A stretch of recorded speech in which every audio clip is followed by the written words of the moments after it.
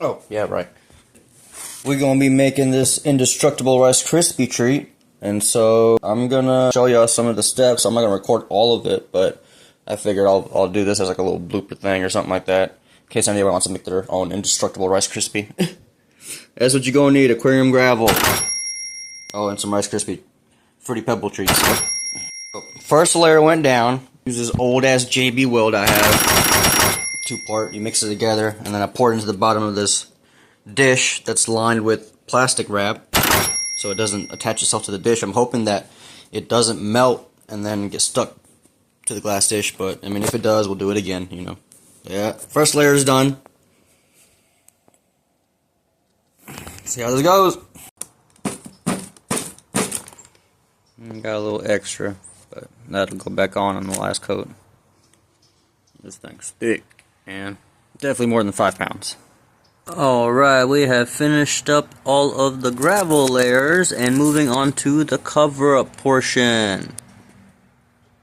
Just pouring down epoxy over the top and then sprinkling on the Fruity Pebble cereal. Starting to look like actual Fruity Pebble Rice Krispie brick now.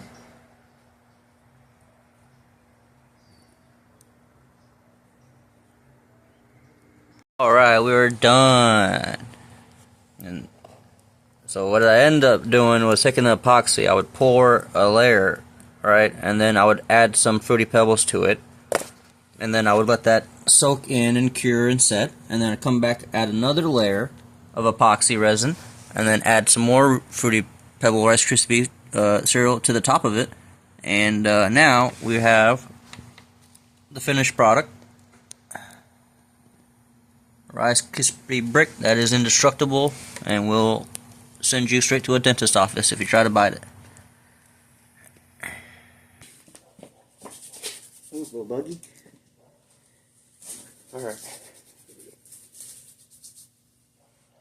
Harder than a stepfather at a family reunion.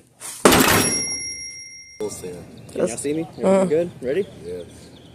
Yep. Thumbs back here.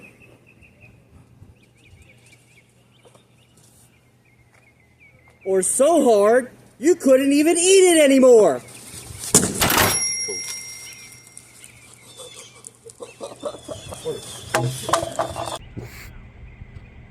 Or so hard, you couldn't even eat it anymore.